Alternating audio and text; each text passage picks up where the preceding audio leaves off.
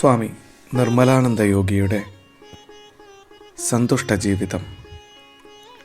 തന്നെത്താൻ അറിഞ്ഞാൽ ഒരു മനുഷ്യൻ്റെ ദുഃഖത്തിനും അധപ്പതനത്തിനും ആരാണ് ഉത്തരവാദി? ആ മനുഷ്യൻ തന്നെ. ആ മനുഷ്യൻ മാത്രം. തൻ്റെ കുറ്റത്തിൽ നിന്ന് ആ മനുഷ്യൻ ഒഴിഞ്ഞു മാറാൻ പറ്റുമോ? അപ്പോൾ ആ മനുഷ്യൻ തൻ്റെ കുറ്റങ്ങളെപ്പറ്റിയും ചുറ്റുപാടുകളെപ്പറ്റിയും താൻ അനുഭവിക്കുന്ന ഗുണദോഷങ്ങളെപ്പറ്റിയും ചിന്തിക്കാതെ പറ്റുമോ? ഈ ചിന്താശക്തിയിൽ നിന്നാണ് ശാന്തിയുടെയും സുഖത്തിൻ്റെയും ഇരിപ്പിടം തന്നിൽ തന്നെയാണെന്നും താൻ നല്ലവനായി നടക്കണമെന്നും ഉത്തരവാദിത്വബോധത്തോടുകൂടി ജീവിക്കണമെന്നും ആ ആൾക്ക് മനസ്സിലാവുന്നത്. പിന്നെ തനിക്ക് കുറ്റം ചെയ്യണമെന്ന തോന്നലേ ഉണ്ടാവുകയില്ല.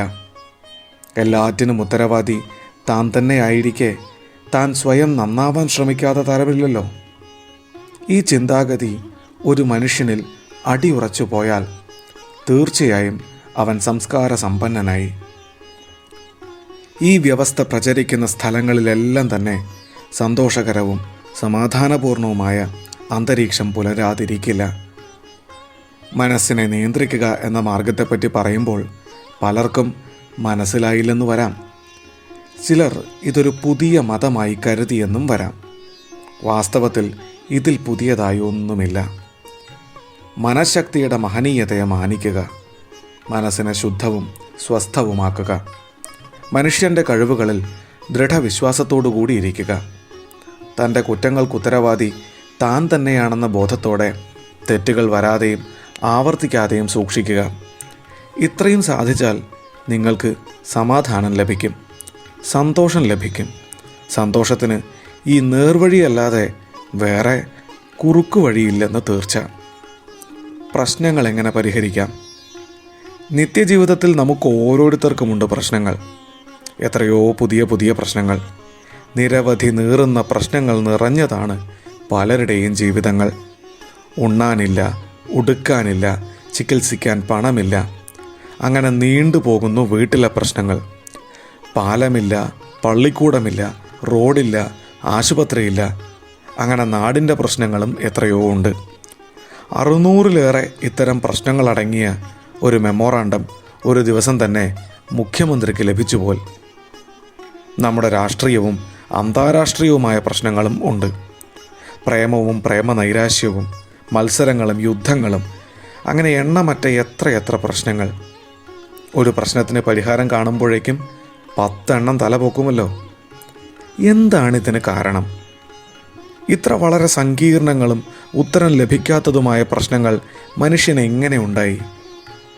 പലരും സ്വന്തം കാര്യം മാത്രം സിന്ദാബാദ് എന്ന തരക്കാരാണ്. കിണറ്റിലെ തവളയെപ്പോലെയാണ് പലരുടെയും ജീവിതം. താനും തൻ്റെ ഭാര്യയും ഒരു തട്ടാനും മാത്രം, സ്വന്തം ജാതിയും സമുദായക്കാരും മാത്രം, സ്വന്തം പാർട്ടിയും പാർട്ടിക്കാരും മാത്രം. അങ്ങനെ ഓരോരുത്തരുടെയും ജീവിതം ഓരോ പരിമിതിയിലാണ്. ചുരുക്കത്തിൽ തനിക്കോ തൻ്റെ വീടിനോ നാട്ടിനോ സമുദായത്തിനോ രാഷ്ട്രീയത്തിനോ അപ്പുറം ചിന്തിക്കാത്തവരാണ് പ്രശ്നങ്ങളും കുഴപ്പങ്ങളും സൃഷ്ടിക്കുന്നത്. ഈ ലോകം വിശാലമാണ്. ലോകത്തിലെ പ്രശ്നങ്ങൾ വിപുലമാണ്. ഈ ലോകം എന്നും ഉത്തരം കാണാത്ത പുതിയ പ്രശ്നങ്ങളുടെ രംഗമായിരിക്കും താനും. എൻ്റെയും നിങ്ങളുടെയും ജീവിതത്തിൽ എന്നും പുതിയ പ്രശ്നങ്ങളുണ്ടാവാം. എന്നാൽ ജീവിതം എന്നും പ്രശ്നങ്ങൾ കൊണ്ട് വീർപ്പുമുട്ടി കഴിയാനുള്ളതാണോ? മനുഷ്യജീവിതത്തിന് കൂടുതൽ മഹനീയമായ മറ്റ് ലക്ഷ്യങ്ങൾ വല്ലതുമുണ്ടോ? ഇതാണ് ഇളം തലമുറയെ യഥാർത്ഥമായി വെല്ലുവിളിക്കുന്ന പ്രശ്നം. പുതിയൊരു മാർഗം, ഒരു പുതിയ ജീവിത വീക്ഷണം വേണം. ആധുനിക കണ്ടുപിടുത്തങ്ങളും ശാസ്ത്രീയ പുരോഗതിയും പഴയ വിശ്വാസാചാരങ്ങളുടെ അടിത്തറ ആകെ ഇളക്കിയിരിക്കുന്നു. ശാസ്ത്ര പുരോഗതിയിൽ പഴയ വിശ്വാസാചാരങ്ങൾ ഇഞ്ചിഞ്ചായി മരിച്ചുകൊണ്ടിരിക്കുന്നു. അവ നമ്മളറിയാതെ നമ്മളിൽ നിന്ന് മാറിക്കൊണ്ടിരിക്കുന്നു. അതിൻ്റെ സ്ഥാനത്ത് ജീവിതത്തിൽ പല പരിഷ്കാരങ്ങളും സുഖ സൗകര്യങ്ങളും വർദ്ധിക്കുകയും ചെയ്തു. പക്ഷേ പുറം മോടികളിൽ മാത്രം പുത്തൻ പുത്തൻ സുഖഭോഗങ്ങളെ വ്യാപരിക്കാനുള്ള തിരക്കിൽ ജീവിത മത്സരവും വർദ്ധിച്ചു. ഈ നിലയ്ക്ക് നമ്മുടെ എല്ലാ പ്രശ്നങ്ങൾക്കും സമൂലമായൊരു പരിഹാരം കാണണമെങ്കിൽ ജനങ്ങളുടെ ചിന്താഗതിക്ക് സമൂല പരിവർത്തനം ഉണ്ടാക്കണം. പഴയ വിശ്വാസാചാരങ്ങളുടെ സ്ഥാനത്ത് പുതിയ ലക്ഷ്യബോധവും അതിനടിസ്ഥാനമായ ചിന്താഗതികളും വളർത്തണം. ജീവിതത്തിനൊരു ലക്ഷ്യമുണ്ട്. ശാന്തിയും സമാധാനവും. ഏകാഗ്രതയാണ് അതിനുള്ള അടിസ്ഥാന മാർഗം. മനോനിയന്ത്രണമാണ് അതിൻ്റെ പരിപാടി. ജീവിതത്തിൻ്റെ ഈ ലക്ഷ്യബോധം ശക്തിപ്പെടുത്തുകയും അത് ഉൾക്കൊള്ളാൻ യുവജനങ്ങളെ പ്രത്യേകിച്ചും പഠിപ്പിക്കുകയും പരിശീലിപ്പിക്കുകയും വേണം. ജനങ്ങളുടെ സാമ്പത്തിക നില നന്നാവുന്നതിനോടൊപ്പം മാനസിക നിലയും നന്നാവാനുള്ള മാർഗങ്ങൾ കൂടുതലായി ശ്രദ്ധിക്കപ്പെടുകയും ഉപയോഗപ്പെടുത്തുകയും വേണം.